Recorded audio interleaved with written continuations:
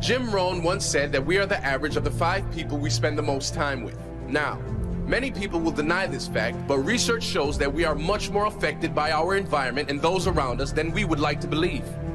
The people around you matter. There's an old proverb that reads, "Show me your friends and I'll tell you who you are." While these statements aren't entirely true for everyone, and we firmly believe that you can and should outperform everyone around you, it is true to some extent. It is true based on the law of averages and logic, which assumes you surround yourself with intention, either the intention to remain the same or the intention to push yourself to another level. If we are the average of the 5 people we spend the most time with, what if those 5 people we spend the most time with have no ambition? What if they are dragging us down? How can we get around this statistic? Find a coach or mentor. Find many coaches and many mentors. See, this also applies to the people you spend time with in learning.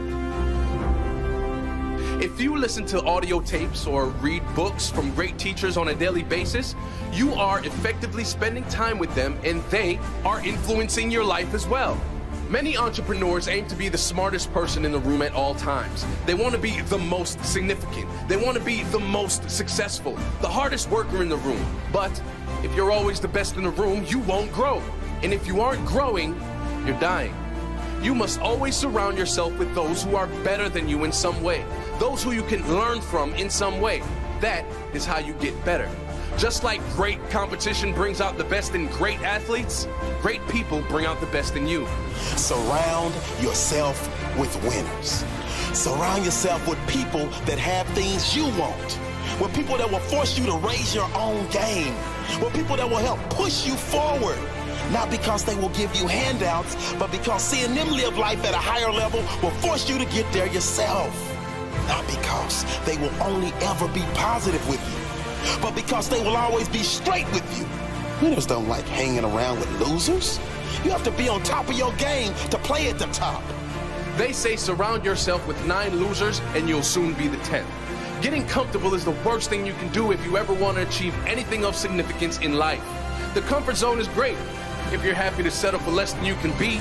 It's not great if you want to reach your true potential in life. Get around those who are hungry. Get around those who want to leave their mark in this world. Those who want to make a difference in this world. They say misery loves company. Well, so does success. Success loves successful company. There's just less to choose from. And there's nothing better than getting together with a group of winners and winning. If someone has the fitness, health, and body you want, get around that person or more people like that, and soon their standards will become yours. If someone has the wealth, business, happiness, or life you want, get around those people. Get around the people that are living at a higher level than you. Get around those that have the wealth, home, happiness, relationships, and life you want more of. Get in alignment with success by surrounding yourself with only those living at the highest level. The people in your life will either inspire you or drain you. Choose carefully. The people in your life will either inspire you to be greater than you are or drain the life out of you. Choose carefully. Get in chat rooms or communities where others share the same ambitions, but do not expect positive changes in your life if you surround yourself with negative people. If you are only hanging around people who drag you down, those people who can always find a reason why it can't be done, that will also become your reality. You will never see a successful person hanging around a dream killer. If you want success, hang around dream chasers. Find someone that is doing what you want to do, follow them, consume their material, read their books, listen, and learn.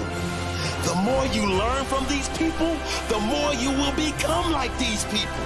Now, you might have to cut some negativity out of your life, and it won't be easy. But what do you want from your life? Negativity is a virus. You must get it out of your life. Otherwise, you will be the one that suffers in the end.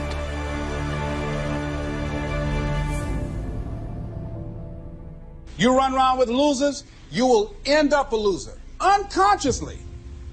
Unconsciously, you will pick up their ways, you will pick up their habits, you'll pick up, most importantly, their attitude about life. If you're around cynical, negative people all the time, you will become cynical and negative. So you got to watch yourself. Many of us are living out the lives of other people, living out their conclusions, living out of their consciousness. The other thing is that you begin to looking at your life and looking at what it is that you want to achieve. Another crucial thing that you must do is align yourself with powerful people. Align yourself with people that can encourage you, people that can empower you, people that you can learn from, people that you can grow from. That's very important. See, if you have people around you that can contribute to your growth. When I wanted to become a speaker, I joined the National Speakers Association. I wanted to be around the Dr. Norman Vincent Peales, the Zig Ziglars, the Dwayne Dyers. I wanted to be around people that were doing what I wanted to do. I wanted to learn from them. And you want to do that too. You want to align yourself with people who think like you, people who dream like you, people who want more out of life, people that are stretching and searching and seeking some higher ground in life. As opposed to the majority of people. Somebody said, always strive to get on top in life because it's the bottom that's overcrowded. And see, you don't want to be on the bottom.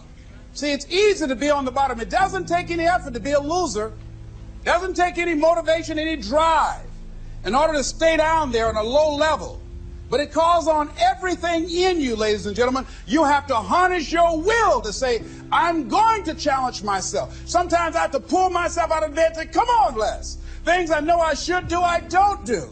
Things I shouldn't do, I do. I found that the biggest enemy you have to deal with is yourself. There's an old African proverb that says, if there's no enemy within, the enemy outside can do us no harm. What is it that you're doing right now that would be a liability for you? As you begin to look toward the future and take inventory of yourself, what is it about you right now that you've got to leave this behind because this no longer fits? Looking at where you want to go and the kind of person that you must become, the kind of standards that you have for you. What is it that you must do differently? It makes sense unless you change your pattern, unless you change the way you're thinking, unless you change your behavior, you're going to continue to produce the results in your life. See, all of us are winners, but some of us are producing results that we don't want. And so all you have to do is look at your game plan, look at your strategy. How is it that you have been being? What is it that you've been doing to produce this? So you're the director, you're the producer, you're writing the script, you're the star of your life. And as you begin to look at your life, you can decide whether or not it's a smash or whether or not it's a flop. That's in your hands. Look at your life, look at where you want to go. Don't worry about your circumstances. Don't worry about your age. I have a friend who's up in age, over 70, and she wanted to build a multi-million-dollar complex. The name is Dr. Johnny Coleman. Lenders and bankers say, you can't do that, you're too old. She ignored them. That building now stands, ladies and gentlemen, a multi-million-dollar structure. But there are a lot of people who would have listened to that. There are a lot of people that would not have even gotten to that point. They would have talked themselves out of even going down to the bank to ask for it, because they've already said no to themselves. See, it's time now. If you want to make this your decade, you've got to start saying yes to your life.